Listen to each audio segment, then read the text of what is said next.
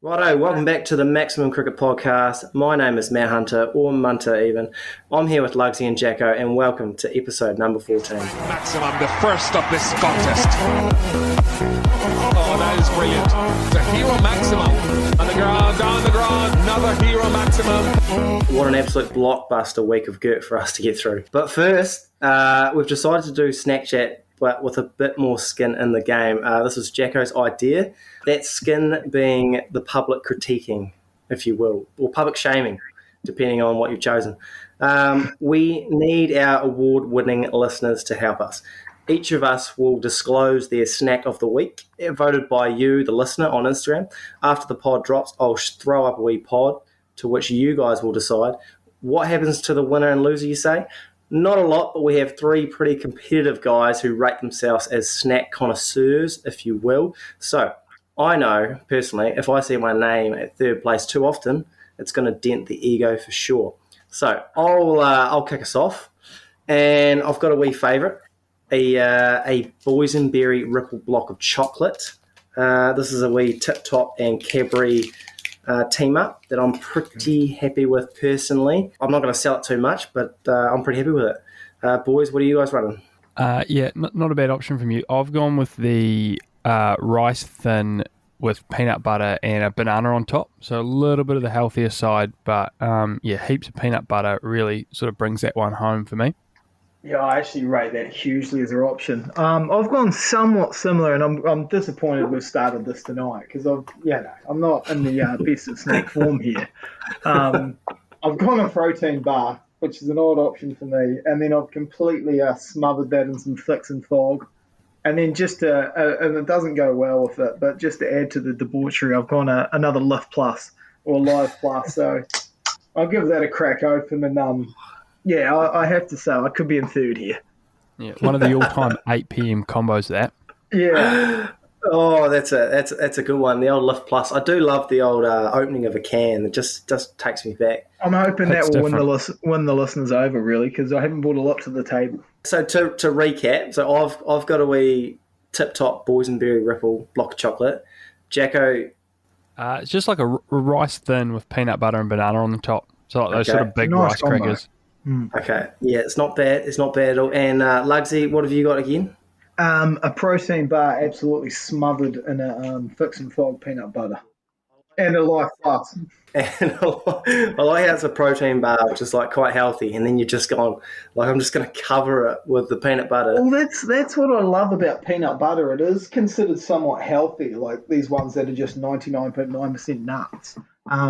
But it is also quite high calorie. And you've put heaps on. Yeah, it's disgustingly eatable. Like I get through a jar every few days. Yeah, well, when you slapping it on your body once a week, that sort of happens. That's for another pod, Matthew. It's a sort of after dark, I guess. Yeah. Subscribers only sort of pod that one. Absolutely, patrons only. Yeah, it might be another website actually. Another people. Yeah, right. We'll move on before we take a different turn. So there's been a lot of news, in particular in the New Zealand cricket circles, which you don't often see in a week. New Zealand cricket doesn't generally dominate the headlines, but it definitely has this week. I'll do a quick summary and then we'll sort of break into it. But we've got the spicy Ross Taylor book, which I am very fortunate to have my hands on. We've got Trent Boult releasing himself from a New Zealand contract. I know they said it was mutual, but let's be honest, breakups are never mutual. And probably the smallest story, surprisingly, is the cricket, where our Caps completed a 2-1 series victory against the West Indies in the T20s. So we'll get the T20s out of the way before we sink our teeth into the juicy stuff. Boys, we said we would take a series victory. The Caps were sensational in the first two T20s, winning by 13 and 90 runs respectively. But in the end, we got pants this morning by 8 wickets in the third T20. Does that take any gloss off the victory at all, or do we expect the West Indies to come back at some point? I mean, it was always going to be competitive, so they were always going to come back. I wonder if that's just the holiday starting to bite a wee bit. Boys have spent a bit of time in the sun. Heat stroke and stuff. Yeah, a bit of heat stroke. Maybe some sore heads. I wonder if that's just sort of kicked in, which has led to that, that third game performance. Obviously, you'd hope not being a professional outfit, but you never know. Yeah, it would have been nice to just complete it and get it 1-3-0. I think in 2020 cricket, you somewhat can one loss, sort of you can live with. That's sort of the nature of the game. It was probably the disappointing part is it wasn't a great performance, I guess. And it would have been sort of nicer if we had tried a few things and mixed up the side a bit, maybe given a few guys a go, and if it doesn't pay off, it doesn't pay off. So I think we sort of still put a pretty handy side out. I guess Santner got promoted again. But yeah, a bit of a disappointing loss, but I don't think it's going to lead to too much. You take a loss in these 2020s. Yeah, it's a good point there. Like I said, it would have been nice to see Finn Allen get a crack. Yeah, definitely. Guptill's place is pretty secure. Like he's scored the most runs in T20Is. He's played pretty much every game of this 13-1 stretch. So it would have been nice to see how Finn Allen went against the bigger nations, I guess. But in saying that, there were some really positive performances. Like Glenn Phillips, man of the series, he sort of continues. Like when you're picking a T20 lineup now, if he's not your first pick, he's definitely one of those top 3 sort of picks. If we go through his series, 17 off 11, 76 off 41, 41 off 26, 134 runs at 45 with a strike rate of 171. I mean, that's right up there. That's pretty impressive stuff. And the other impressive one for me is there's been a little bit of heat on Santner as of late, and he never quite gets the recognition he probably deserves. But his figures these 3 games, 3 for 19, 3 for 15, none for 30, 6 wickets at 10 apiece with a run rate of about just over 5. I mean, that's pretty impressive stuff. He was definitely one of the differences. Anyone else sort of stand out for you guys? I think it was good to see Bracewell bowl well in game 2. That was nice to see. Just touching on Santner quickly, this is the second series in a row now he's got a bat at 3 in that second part.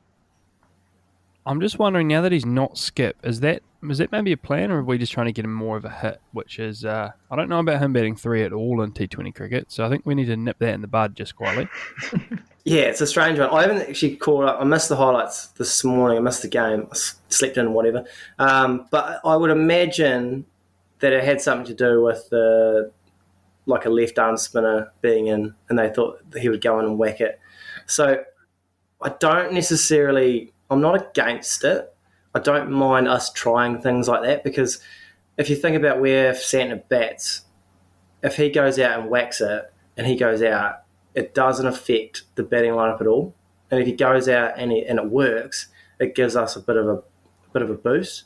So I don't mind it in a sense, but just the optics of Santner batting at 3 can definitely grind you a wee bit.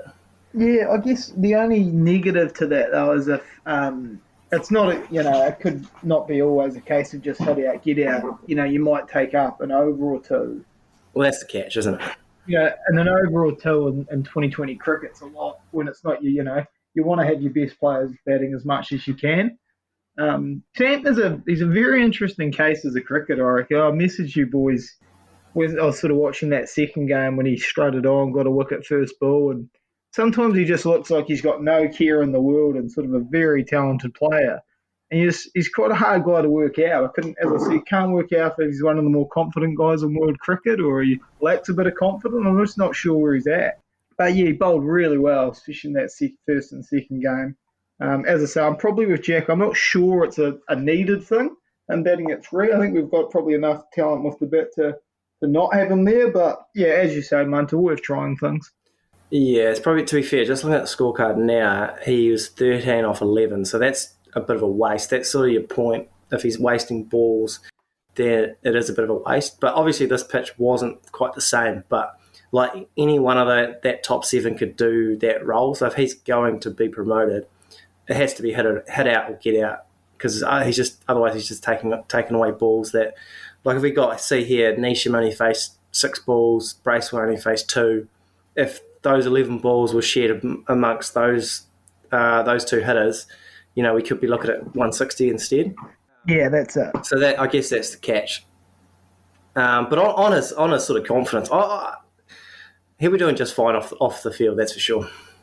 Yeah, interesting. I mean, I don't know how much time we want to spend on this. Yeah, well, he did have that. I always remember when he made his test debut and he walked out and sort of one of the Aussies just said, you look bloody nervous or something, and he just answered like, yeah, it's my test debut, I am nervous. So just pretty straight up answer. I sort of always liked that about him.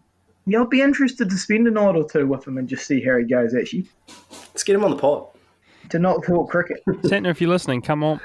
He was looking particularly sharp with the wee side sort of taper fade in the second game, which I think sort of excelled his bowling for me as well. It looked a lot better than, I mean, it was very good, but it looks a lot better when you've got that sort of tightness in on the sides there, and the hair's looking sharp as well.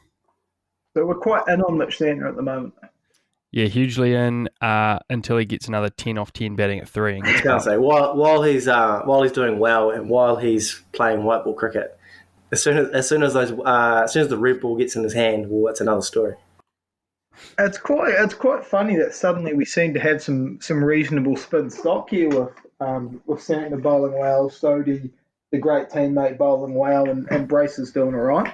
It's quite a promising sign for New Zealand at the minute. The Braceville dynamic definitely adds, like obviously the ball's spinning in another direction for a start, so that sometimes we'd struggle against left-handers because you've got, unless Sodhi's on, he bowls it wrong, but to have an actual, like an off spinner just gives that side a little bit more of a dynamic, because I think in the past they've gone with Glenn Phillips's spin, but I just don't think it's quite up to that level just yet.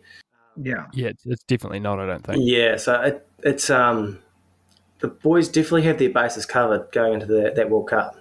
Yeah, good to see. Promising signs. 100%. And it's good to see, probably good to see what that sort of best batting lineup from the first two games sort of is capable of. Sort of that power from, as we've sort of discussed, 4 through 8, looking very tasty. If either two of those 4 or 5 get going, we're going to be averaging hopefully 200 in this T20 World Cup. Yeah, some of the hitting, I was watching that second game, some of the hitting of Mitchell and Phillips was real high quality. Look, there's a bit of luck in there, and to be honest, that West Indies side sometimes in the field looked very sort of just a bit subpar, a bit sort of lackadaisical there, and a few went to hand that got dropped, and a few didn't even get to hand. But no, some of the hitting was pretty impressive. 100%, and like I mentioned it in a recap I did earlier in the week, but like I'm a massive fan of that extra batting depth when it allows that top 6 to just absolutely put the foot down. Like you saw it from the start, like Guptill, it's only a 20 off 11, but it sort of just kickstarts the innings, and then it just allows Phillips and Mitchell to go a little harder, a little earlier, knowing there's a bit more in the shed. So I was a massive fan of that. I do think that's sort of the way it's heading in T20 cricket. So it's I'm pretty impressed. Yeah, looking good. Apparently as well, another stat from the game from a long-time listener, first-time caller, Matthew Hay, reckons that's the first New Zealand white ball series win in the West Indies ever. I did see that. That's crazy. Quite a stat. Yeah, that's a very, very good stat, and very impressive. I'm assuming we just haven't played there a lot recently either, have we, for a white ball series? Because it's not a big touring country. No, and as you say, that's probably why, as we mentioned, so many of the boys are on board to have a wee tour. Okay, so we'll move on to the first bit of juicy news coming out of New Zealand. New Zealand Cricket has agreed to release Trent Boult from their central contract. They've been through negotiations. They've said it's mutual. I would agree to disagree a little bit on that one, even though they've said it. Trent Boult isn't retiring, but he's just getting rid of his central contract.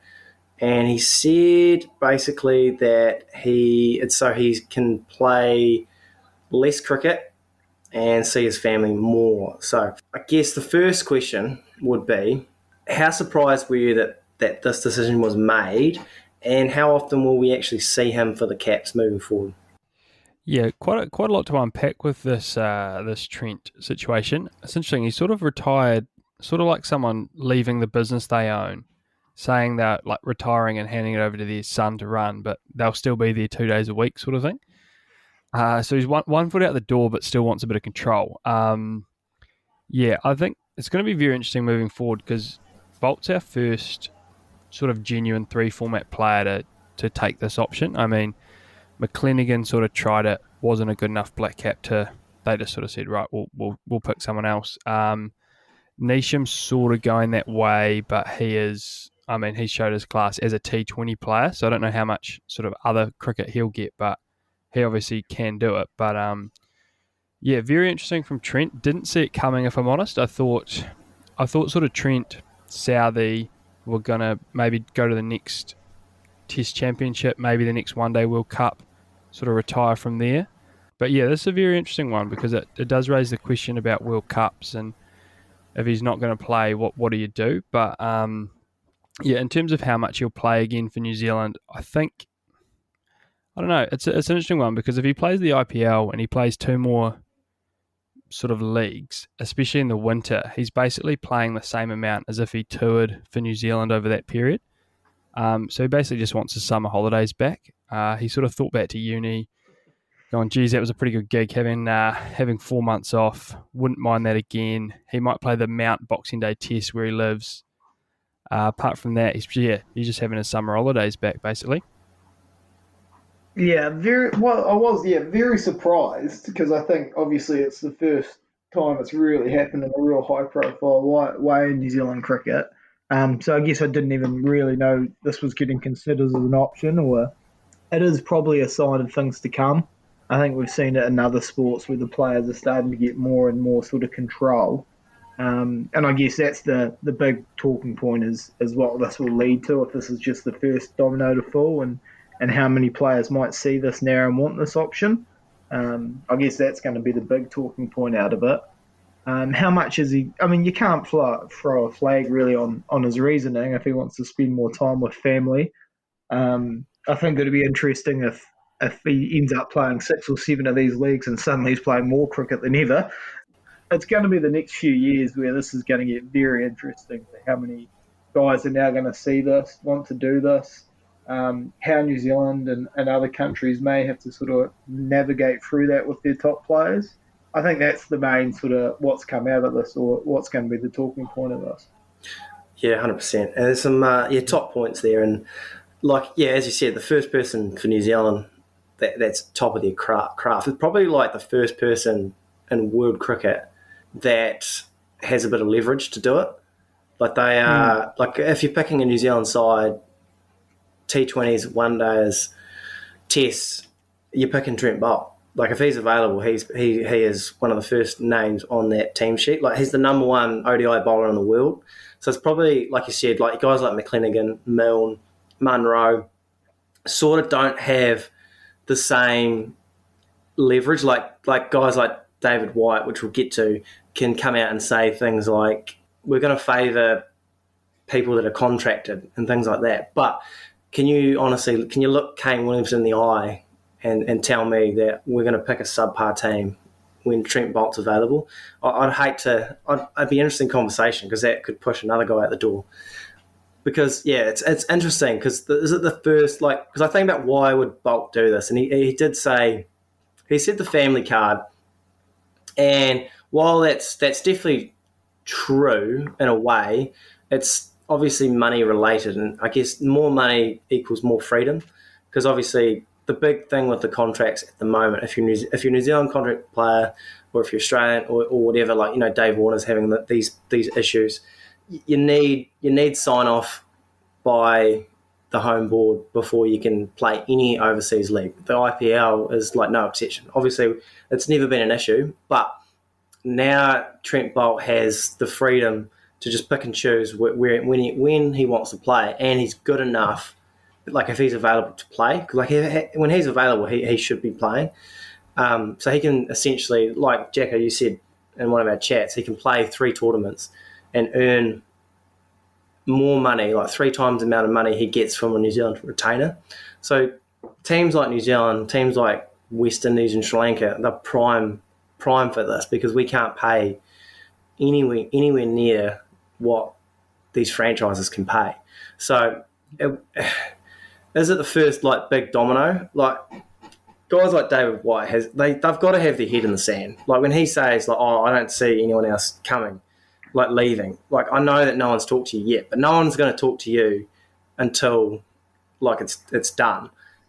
So to say that like we're going to favour people that are contracted, it's kind of silly. If they are good enough, they should be able to play wherever they want and pick and choose. Because Trent Boult, he's put his name in the hat for the UAE League, which is in December, January, which is about the time when New Zealand is due to travel Pakistan. Like what a win it will be to miss that tour. Like everyone saw the roads they were playing on in the Australian series. It was very flat for Aussie, wasn't it? Like there's nothing Trent Boult will do. Like he might pick up 2 wickets the whole trip.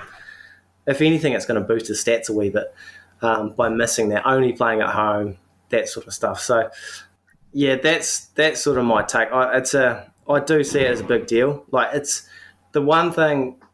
Like he is towards the end of his career, but it's going to be. Once a person does it when they're like 25 in the middle of their career, that's when it's going to be something. It's going to be like LeBron going to the Heat. People are going to – it's almost like someone's got to pave the way and take the Heat, like excuse the pun, before – like so that other people can do it. Like we've seen this a little bit with New Zealand rugby, with guys wanting to play, go overseas and play. That's something they've had to start navigating. And as you say, that David White might not be getting hit up by players just yet, but I guarantee some people are having yarns with Trent. I guarantee, over a couple of beers, people are sort of working out how he navigated this contract, sort of what's involved with it and getting out of it. I'm sure there's some top-of-the-line players talking to him, thinking about how they can get the same deal. I mean, if Trent goes and plays, UAE, BBL or 3 or 4 of these tournaments and people see him doing this and making more money, they're just naturally going to want a piece of it. So I think, it is a big thing. And how New Zealand cricket navigate picking him or, sort of navigate other players having these convos with them is going to be very interesting over the next few years. And as you say, if a young kid grows up saying this as well, I think we all think eventually there is going to be players that pick this sort of cricket over national selection. So it'll just be, I think this sort of gets that ball rolling. It's definitely an interesting one. And I think it's tough to say, like, kids are going to grow up wanting to do this because obviously this is, like, the dream life, isn't it? You play 4 months of the year touring, you get paid 400, 500,000 for each tournament, and then you're home and you're jolly. But I think, I can't remember if it was David White, but someone from New Zealand Cricket did make a really good point of that you actually need to play for New Zealand and have a sustained career for New Zealand for these opportunities to come up.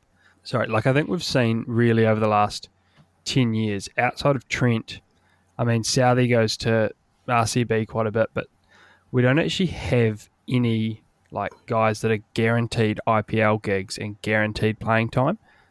Trent's sort of one of the very few, especially when there's only a sort of a select few international players in all of these leagues. So yeah, it's going to be interesting. I don't think the dominoes are going to fall as such, just based on the fact that, like, really to get that big IPL gig, we saw it happen with Jameson. You sort of need to play India right before the auction and cash in. So yeah, I don't think without international cricket, guys are going to, like, the Super Smash doesn't have the exposure that probably the BBL does or the Vitality Blast does at this stage. So I don't think guys are going to be able to have 2 good Super Smash seasons and go, oh, yep, sweet, I've got Vitality Blast, I've got IPL, I've got the BBL, I don't need New Zealand cricket anymore. I think you do actually need that success and that sustained success at international level to get a good IPL gig. It probably depends on how far the IPL tentacles start to reach. I was going to say it. Because they've bought the UAE, they've bought South African leagues. If they keep buying, they're going to need more players. And if all these leagues start paying, the same superstar players can't play in every single league, which means that you're going to need outside noises. Like I reckon one of the biggest cases to look for is that I can't remember how to pronounce his name, but the baby AB de Villiers from South Africa. that's doing the rounds. He came onto the scene with a massive under-19 World Cup. Never played a first-class game. I don't think he's played any List A or T20s for his in South Africa or anything like that.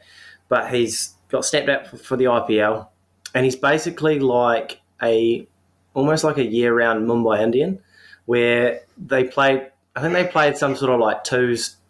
They did like a twos trip in the UK. I think Michael Atherton wrote about it, and now he's signed. I think he's playing in the South African League for the Mumbai team. So it'll be quite interesting when they start snapping up those guys. If he has like a Mumbai Indians contract, and they say you've got to play where we tell you to play, he might not play at home at all. Like he could just be on the book. So it's an interesting one. It does depend on what the IPL does going forward. Yeah, definitely. I tell you what, Finn Allen could be one to watch from a New Zealand sort of perspective, couldn't he? Because that's a good one.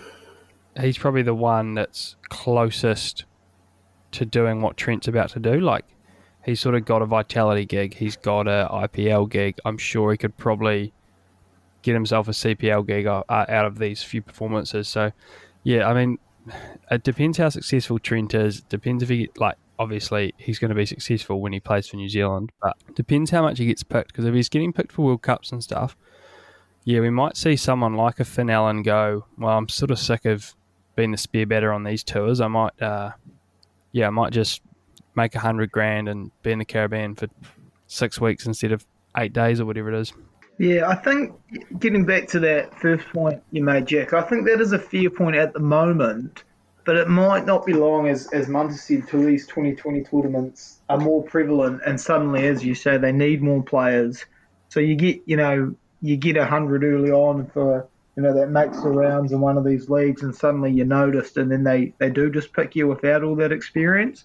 I think it's a fair point at the moment because they're just not as big, some of these leagues. Like our leagues, I don't know how much coverage they'd get overseas, but if you get 100, say, in our league and then pick up a wee game in the Big Bash and then get a big score there, then I wonder how quickly you can start doing the rounds on these leagues. So it'll be interesting, as you say, just how much 2020 cricket starts to get played by, especially from younger players. 100%. I think as well, the Kiwis could be potentially targeted here. Like, I know for years gone past, South Africans got targeted by the English counties on those coal pack deals because they basically knew they could outbid South Africa and they could pay these guys more money for longer for an easier gig in England. So, yeah, I think New Zealand might be that little sweet spot of an IPL team, like as you said, could RCB have Finn Allen year round, and then that they can offer more than the New Zealand cricket system can in terms of money. So then it becomes lucrative. But yeah, like the big dogs in Aussie and England, they're just on so much money domestically that it might be less appealing for them. But I think us, the West Indies, you see a lot of those West Indies young guns. The West Indies coach actually came out and had a real crack at, I believe it was Andre Russell and some of those players, about not playing for their country right before a T20 World Cup. So it's definitely already starting to happen with some of these sort of middle tier countries. So yeah, I mean, Trent could be the start of something for us, which might not be that great for us as BlackCaps fans. I mean, they could start. It could be like football, where they start sending out scouts, where IPL scouts. They've got all these leagues, and they start. They might turn up at a club game. They might see a Jacko Latham steaming in for a T20, and they go, he's a bit of something. He could play twos. In all seriousness, I mean, there's no doubt they would have scouts out if they wanted, full leagues. Like the way, 100%. With football, like these players are scouted at 12, 13 years old and like fully professional, even younger. So it's not out of the question at all. Definitely. And if any IPL teams are listening, I've got a very fleshed out net bowling resume. So if that's what you're after, get in touch. If you're looking for management there, Jack, I actually could get involved in some management for West Indies. Yeah. I'll run your socials. The TMC goes international, does it? Yeah. There's a bit more drama to get through. Yeah, definitely. I think, to be fair, we could talk about this for probably 2 hours. But yeah, I think we've reached a good point there. Yeah, it'll come up. It'll come up again at some point, no doubt. Yeah, I was going to say we'll probably talk about this again. Yeah, next week when the next person leaves. So yeah, speaking of a drama, I guess a hot book dropped this week. What's called Black and White by Ross Taylor. I do have my hands on a copy. There's been a lot of issues with New Zealand cricket. Everyone who's followed New Zealand cricket knows about the captaincy drama in 2012. Well, my experience is reading. I haven't quite gotten through it all because it's quite a hefty sort of book. So I won't comment about everything. But so far, I've got through the prelude. I actually thought the forward was quite interesting because it was done by Martin Crowe before he passed in 2015, and he did it in 2015 because he knew that this time would come. So he did one knowing that like Ross would probably want him to do it. So he did one, and then I believe he read it the day before he got 290 in Australia, which is quite a cool story. And I finished the prelude, which is basically all about the Test Championship, which is always good to read, quite enjoyable. Quite a good wee story around Virat Kohli, where he didn't want a night watchman for himself, and he went out and Ross gave him a little bit of chirp and said, you're not keen on a night watchman, and he basically said like fuck a night watchman, I'm better than a night watchman, which that's quite something. And I know he's not in the greatest form, Virat Kohli, and he wasn't then, but gee, that's respect. I like that. Very confident, which is interesting because I got the sense, and I'm only a wee way through the book, but I did get the sense that Ross wasn't the most confident of players. Like he talked about the morning, him and Kane were talking about how nervous they were, all this sort of stuff. And it's quite interesting to hear, like these are two of our best batsmen of all time. They were in the cauldron, took us batted to the end on day 6 or whatever it was. And like they're quite candid about how nervous they were beforehand. You kind of think of them as bulletproof. But I guess drama-wise, let's talk about the captaincy sort of scenario. A bit of an ambush, he calls it. I've got an article here. Basically, he was told on the eve of that Sri Lankan test in 2012 that Brendan McCullum was going to take over his captaincy. While he agrees the right decision was made, he was disappointed by the way New Zealand cricket handled it. Boys, what do you guys remember about that day back in 2012? Because I remember being quite split. Like it was Team Taylor, Team McCullum for a bit there. Yeah, it definitely was the decision that divided the nation, the cricketing nation there back in 2012. To be fair, I don't remember heaps about it. I sort of feel like it happened overnight. Like I sort of feel like we woke up and McCullum was the Test captain, and these meetings had gone on in hotel rooms, and Ross was sort of promised part and not all, and there was going to be this weird split, and then he was going to be the Test captain, and McCullum was going to be the white ball captain, but Hesson wanted McCullum only, and yeah, it just got really messy. And the biggest thing I remember was it felt like a Dunedin takeover of New Zealand cricket was sort of how it was labelled. Basically, Hesson came in as this. He didn't really have a lot of history playing cricket, but he was a sort of an analyzer, stats guy, and McCullum was his guy.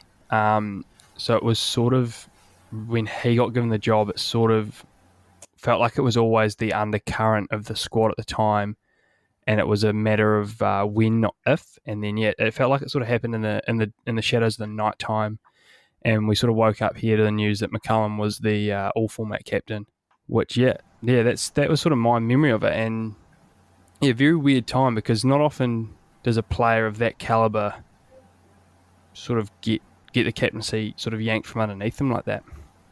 Yeah, I think it was like it really did divide a lot of people, and I think a lot of this comes out and you don't know what's actually real and what's not. But they said it was like quite a divided team at the time. It seemed like a lot of people said it was sort of Gutdell and Taylor were quite on one side, and a lot of the rest of them were on the other, of like team McCullum.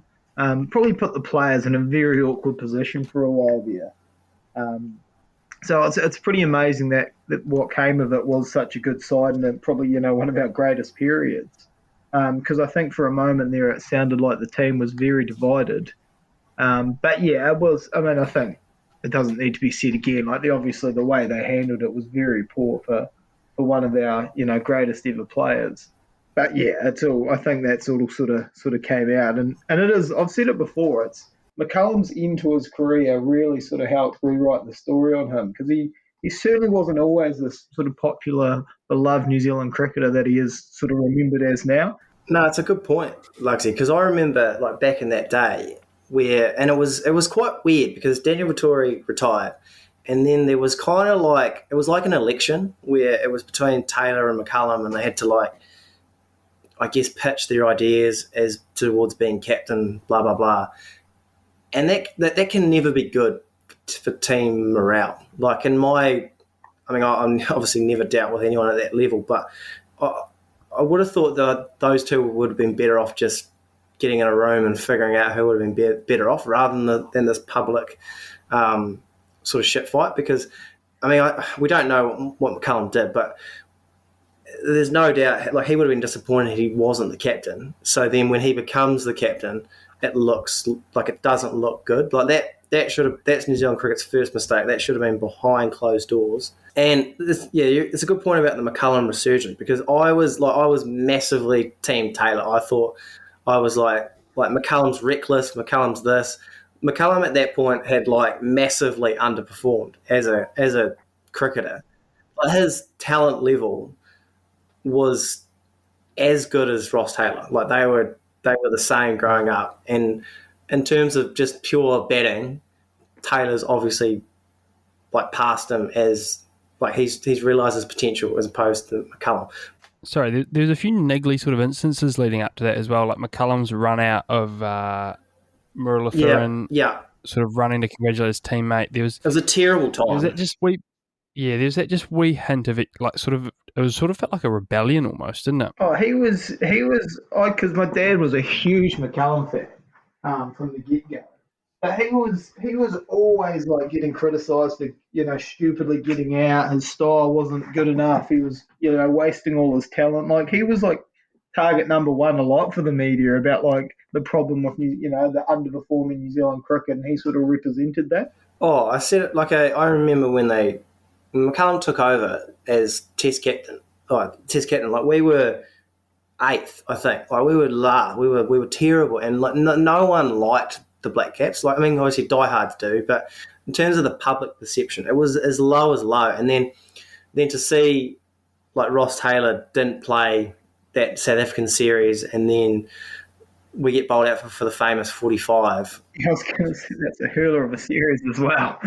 Against the rampant, like one of the greatest South African teams ever, like Stain, Philander, Morkel, all those Callis and stuff. Like Jesus Christ, I don't know if I've heard anything, but there must have been a wee smug look at home going, oh yeah, you want to play without me, do you? Sort of thing, Obviously it all worked out. A bottle of red and a bucket of the Colonel's finest, probably. Yeah, absolutely. But like it all worked out, and like New Zealand cricket sort of showed its true colours. Yeah, another wild allegation from the book was his IPL owner slapping him repeatedly in the face for getting a duck. Yeah, that was big, I thought. Yeah, that's cool. I forgot about that one, but that is the downside of being paid all that money. I guess they have this theory that they probably own you in a way, like as bad as it sounds, but not ideal. Not what you need after getting a duck. No, I've never talked to a batter who would have been put in a better mood had I slapped him in the face after a duck. It's funny because like when you're in a change room and someone gets a duck or whatever, you're trying to like tiptoe around them. You don't want to upset them. You don't want them to explode. But this guy's he's gone the complete opposite. He slapped him in the face. I'll tell you what, he's lucky he didn't get a bat around the head. Yeah, very lucky. Lucky it was in the afters, I think. Just a wee segue, funny enough, talking about, tiptoeing around a player that's got a duck. Club cricket, just before I returned to the club I'm at now, the year before I got back, a guy left a straight one. Happens. And then, as he was like crossing over the boundary line, a player decided to ask him if it did a bit. Quite interesting sort of take on that, but you save that for the better at the non-striker, don't you? You don't need to be asking the guy. Give him a minute. As he's trudging over the boundary rope, do a bit, did it? Fucking hell. Give him a minute, eh? I went straight on, mate. Cheers. Wait till he's back in his runners at least. It does make you wonder, sorry, just getting back to the Taylor slap, if that sort of is happening a bit over there or what's sort of going on, because that's a pretty, it is a bit outrageous, really, isn't it? Yeah, 100%. Well, did you watch that Cricket Fever on Mumbai Indians, Crom? No. Well, that's quite Netflix, a little insight into the Mumbai Indians season. A few guys getting slapped, is there? There's actually an octagon in the changing room. The owners fight the worst performing player. No, but the owners had a lot to say sort of in that post-match huddle, which would probably be a place I wouldn't want to be taking criticism from an owner, not a coach or anything like that at that point. So, those guys are very, very controlling and very in demand. Obviously, physically assaulting a player, not acceptable. But they're very invested, aren't they? It's like the NBA sort of jobs, Mark Cuban jobs. Just getting right in there.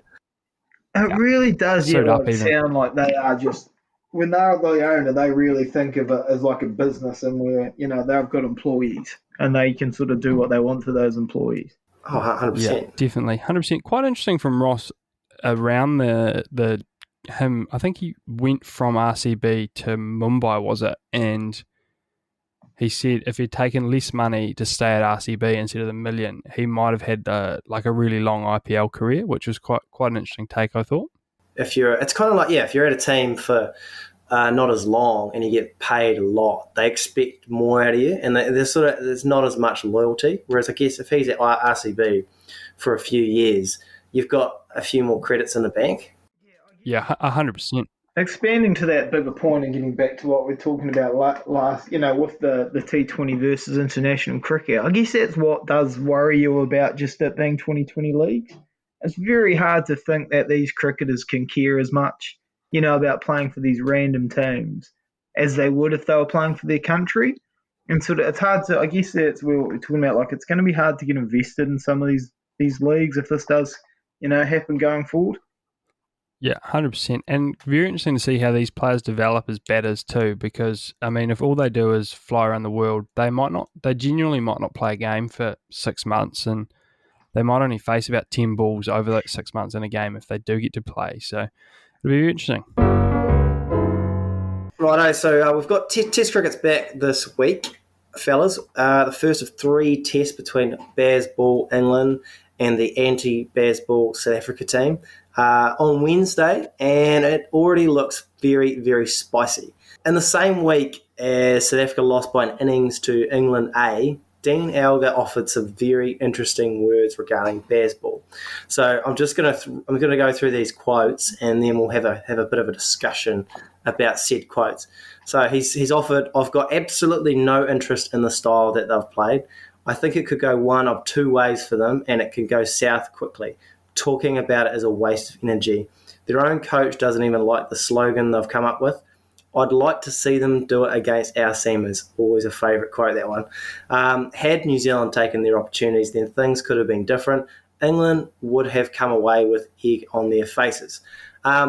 Boys, there's a couple of rebuttals from the England side of it. First, Ben Stokes offered, "I really like eggs though, win-win really." It's not the wittiest of replies. I think I mentioned that to you, but we all do love that there's a bit of drama, a bit of a clapback.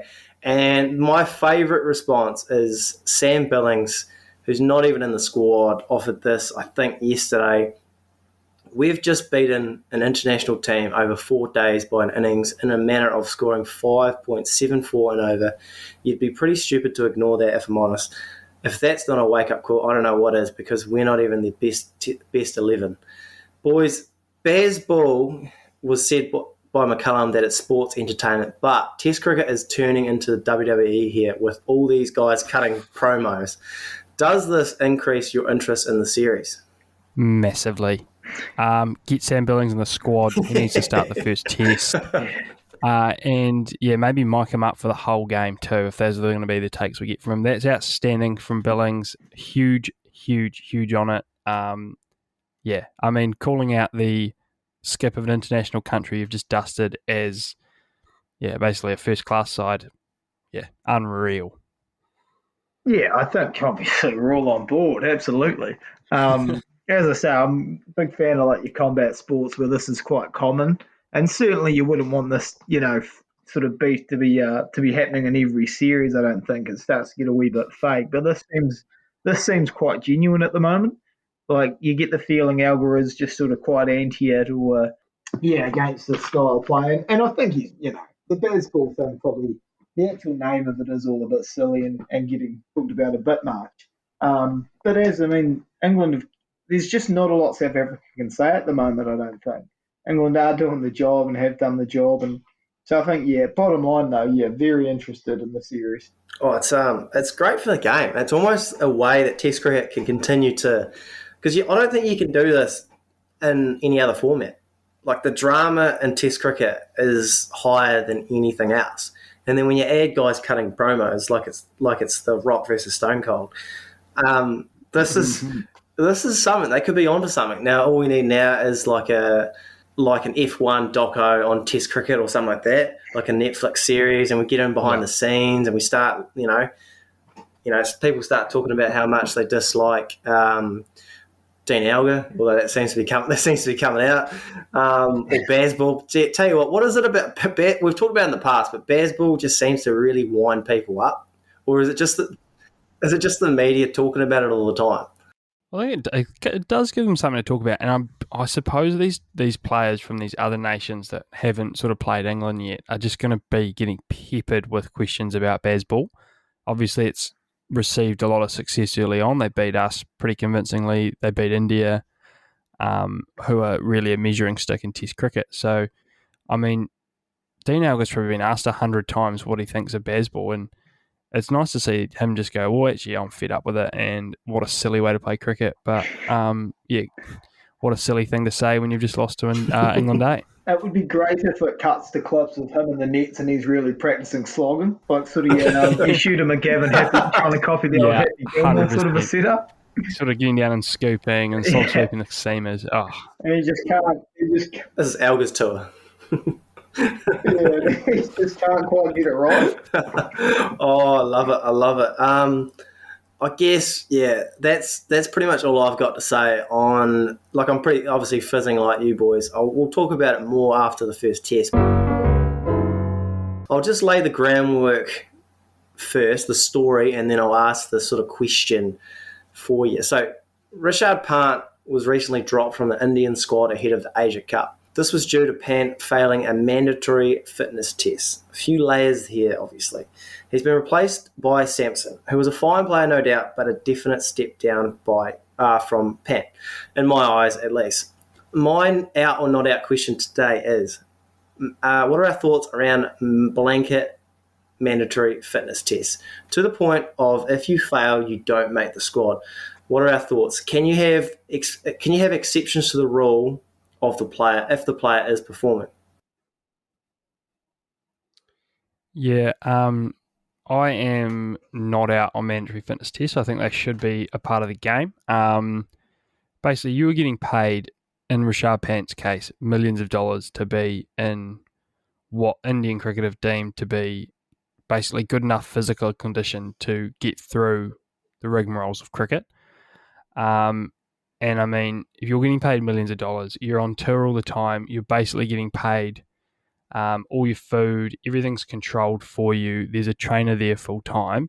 You actually don't really have an excuse not to meet it. And to play the game at the level these guys do and to put their bodies through what they do, they actually do need to have a certain level of fitness. And yeah, I mean, at the end of the day, it is a job and they're your employer. Like if you've got a law job and you don't pass the bar, they don't go, oh shit, you're pretty good in the courtrooms, all good, don't worry about it. Like there is that point in the sand where actually like this is a requirement from your employer.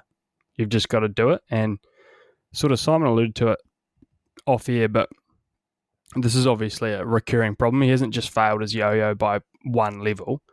It's obviously a recurring theme, and they've probably had to draw a line in the sand. And Pant's probably a good enough player that they can make an example without, I guess, hopefully ruining their squad or their chances. Yeah, that's the biggie for me is I just wonder how much this has built up over the last year or two, because I can't imagine he was running a sub 3 hour marathon a couple of weeks ago and suddenly showed up and was completely in shock that he couldn't suddenly do this yo-yo. So it seems very odd that, I can only imagine it's a build-up of like his fitness has gone lower and lower over the last, year or two, and suddenly they've had to be like, right, we're going to have to drop you here. It is. I do wonder if he's failed before and they've given him chances, because it is still a big call. Like, despite everything, and as Jacko said, I think everything Jacko said's right. It's meant to be a professional sport. Your fitness should be to a good enough standard. And I think sort of from what we hear, their standard isn't even particularly high. But it still must have been a reasonably hard call to drop him. I mean, he's one of their best players at the moment. He's a bit of a superstar of the game, so to still drop him, I think, probably takes a bit of guts from the Indian side. But obviously, someone in their setup's just a bit fed up of his low fitness. Yeah, you boys all make very, very good points, and they all make sense. Jacko's definitely right in saying, like, you're a professional. There's no real excuse not to be up to spec. I'm sensing a good butt coming here. Is this butt going to be he's a good stick? Yeah, so I'm definitely zagging. I'm somewhat with you. Cricket's a runs and wickets game, isn't it? I've already convinced Simon. I haven't even said anything. So Simon said he's one of their best players, and if we didn't know about this fitness drama, there's no indication that Pant's in poor form. He's not dropping catches. He's scoring runs. He's doing everything required to be one of the best players that they've got. So my theory has always been, it's probably, like Simon, a reason, 756, I didn't make it. But if he's doing the job, then, like, if he's not performing, they go, well, it's because you're unfit. We're going to drop you until you get your fitness up. If he's performing, I don't really see, like, they are adults, they are professionals, they should be able to get ready however they want, and if they don't perform, then it brings your fitness into question. But if they're performing, that's fine. There's not really an excuse except for he's performing. That's where I'm at. And cricket at the end of the day, runs and wickets game. Just don't hate to shout out a competitor, but do you think Ravi Shastri's just got a little bit too deep into the grade cricketers' back catalogue? sort of got really deep into the rig-based selection and thought, you know what, fuck it. That sounds like a good policy for an international side, and Rishabh's actually just failed his skinnies. He's always got that sort of, look, I'm not here to fat shame anyone in this modern world, but he has always got that sort of fuller frame on him, doesn't he? Like, he looks like he probably wouldn't be afraid of knocking back some snacks in a post game. It's like the Zion Williamson frame. Yeah, just sort of wouldn't shock you if he came out in good nick after a few months, but also could massively blow out, you reckon, in a month? Yeah, possibly. So, sort of always on that precipice, isn't he? Like, close to a blowout or close to being in really good nick, but sort of right on that fence. Yeah, can relate. I'm mostly sort of, I completely agree with Jacko, but then I also, and you've got to, the other thing is, like, you've just got to, when you're an international side like that, you've just got to keep the standards high. Like, you can't let that it's a team to the whole side. Not everyone would be good enough to just, potentially not take their fitness as seriously and still perform. So I think that's sort of probably where it comes from as a team standard. Yeah, hardcore though. Yeah, they maybe could have kept him in the squad and sort of said you're not going to play until you pass it.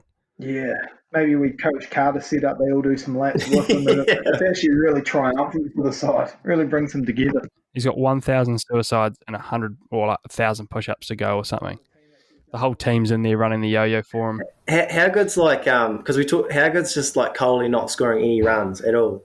but he's really fit, so he makes it. He's all good. But then you got Pant scoring runs, but he's not fit, so he gets dropped. Yeah, well, I wouldn't have minded that sort of selection policy actually these days for that.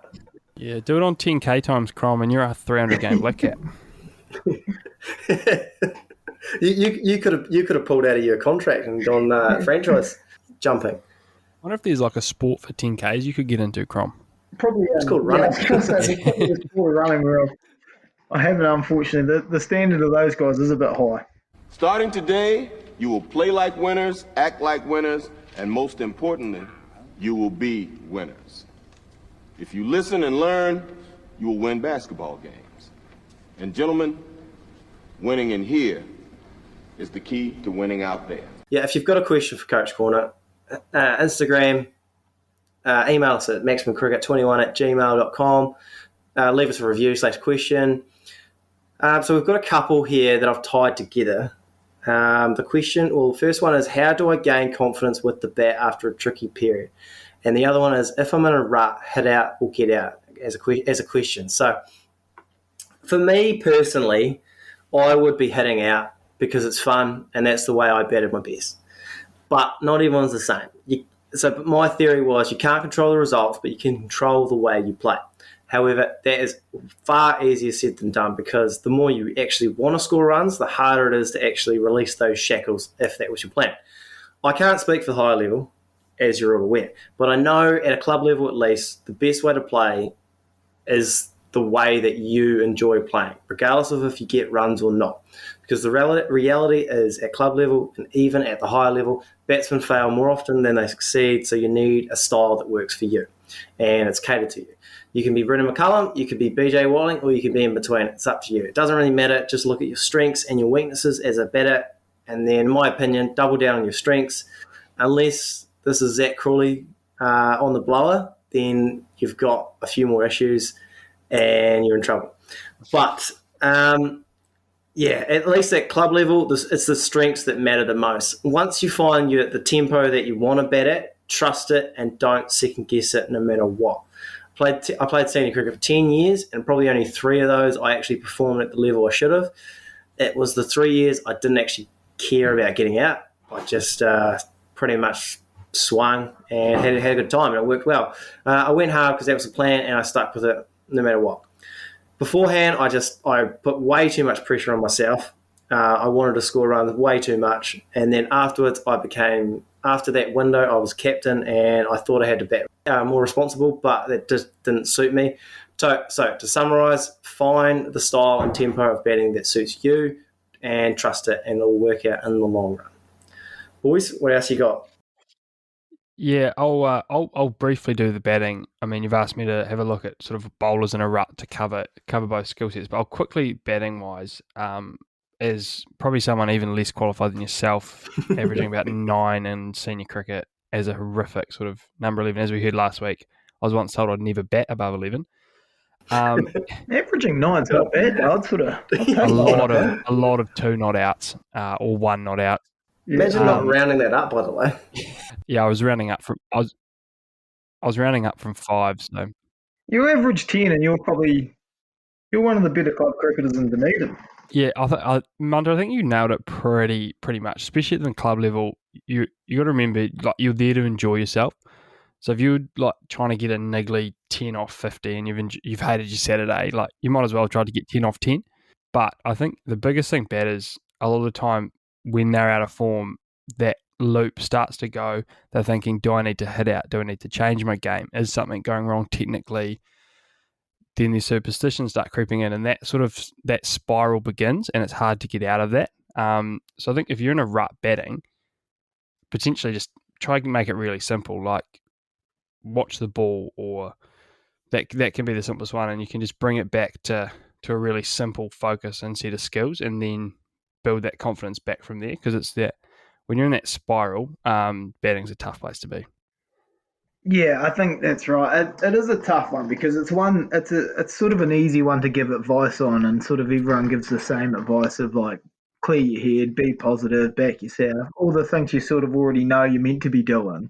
But when you're out in the middle and you're 0 off 4 and you haven't scored a run in 3 weeks, it's a bit tougher.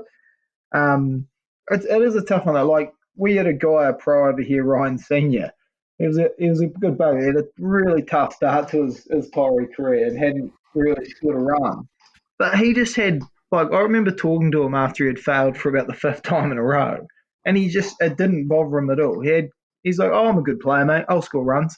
Like he just didn't. He had so if you are, you'll know yourself better than obviously than we can. If you are a good player, just have a bit of faith in what you've done in the past and that it will turn around. I guess there's a couple of little bits of advice I've heard like other international players do, but this may not work for you. But like, there's some guys like I know for a lot of left-handers, their sort of leg side is where they can accumulate runs and pick up runs. So I've heard of guys that will just say for my first 10, 20 balls, I'm going to leave everything on the offside. Even if it's a half volley, I'm just going to leave it alone, and I'm just going to get my 5 or 6 off the legs, just to get a wee bit of confidence going. That might not work for everyone because that might be too negative a mindset. So you've got to sort of think about if that would work for you, or for 20 balls, I'm just not going to hit it in the air. There is little things you can do like that, but it has got to work for you. And then I think every advice everyone else would give it at the end of the day is, if you are really, really struggling, just have a crack. Try and hit the ball hard, make it hard to be caught, and maybe a few will fly away to the boundary and a couple of edges might go for 4 and you're away. But mostly just find out what's going to work for you. Well, I used to always think that what would you rather? How would you rather get out? Would you rather get out prodding at a ball and nicking off to second slip, or would you rather go for a big cover drive and nick it to second slip? And now that's a question. I would personally always prefer a big booming drive, and I don't know why. There's no real logic behind it. It's the same result, but that was me. So I guess find out what suits you. Yeah, because of course there is option 3 there of just leaving it alone and you're still in there, Munter, but yeah. Yeah, leaving a half volley on ninth and just, winning the battle another day. Yeah. No, but Crom, I think you touched on it quickly there with that pro you guys had. If you start to process focus instead of outcome focus, then at least right, I'm doing my processes right. If the runs aren't coming, I'm either going to be good enough and they will come, or I'm swimming in the deep end and I need to go down a grade and clean up there for a few weeks. Yeah, I mean, it's not as silly as that. I mean, if you are really, really struggling, potentially just going down a grade for a week or two and screwing some runs might be the best thing for you. Haggard's that as our advice, like go down a grade. That's our summary. This guy's come to us for advice, and our advice is go down a grade. We gave some stuff pre that. Yeah. We've given him plenty to work through. If he can't get through that, then it's go down a grade and clean up. 100%. And Jacko, have you got a bowler's take?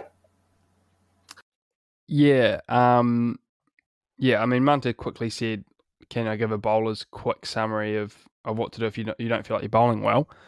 Obviously, a very familiar feeling for all bowlers, including myself. 1 week it's coming out the dream, and the next week you are going at 10s. Again, it can be a process thing.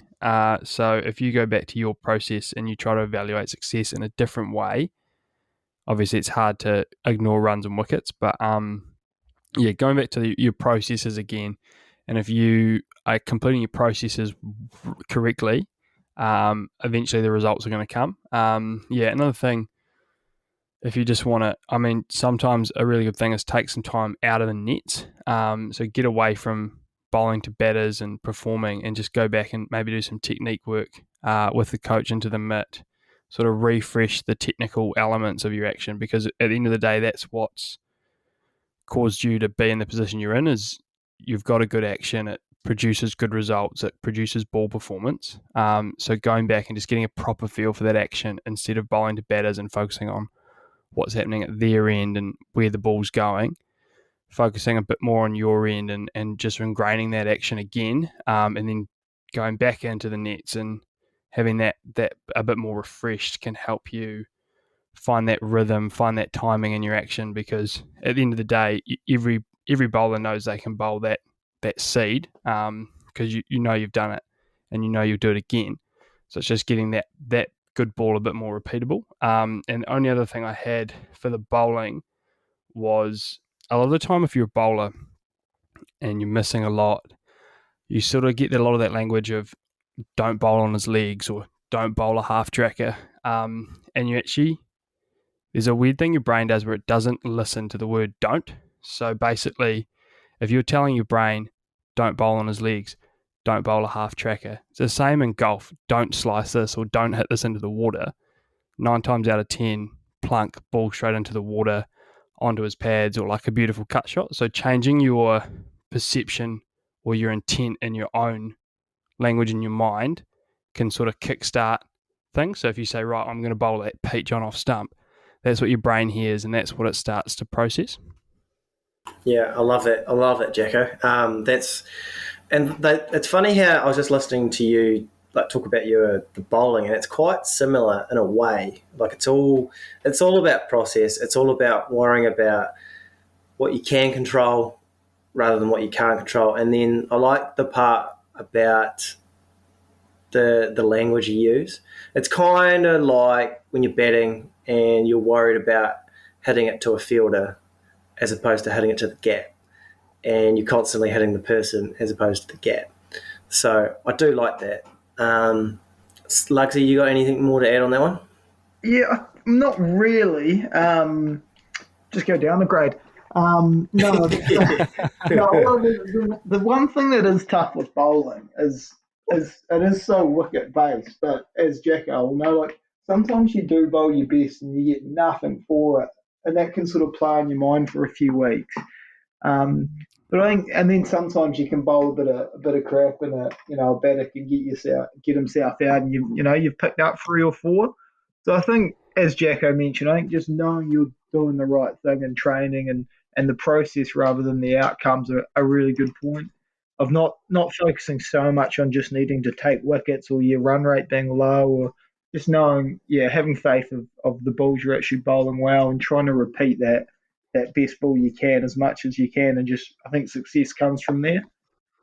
That is us for another week, team. Thank you to Lugsy and Jacko, and of course thank you to our Academy Award winning listeners for and travelling on this journey with us. While you're still here, chuck us a like, a subscribe, a rate and review, and if you're feeling extra generous, patreon.com/maximumcricket. But in the meantime, Lugsy, Jacko, have yourselves a great week, and we'll catch you again next week. Thanks, mate. Too easy, mate. Get you.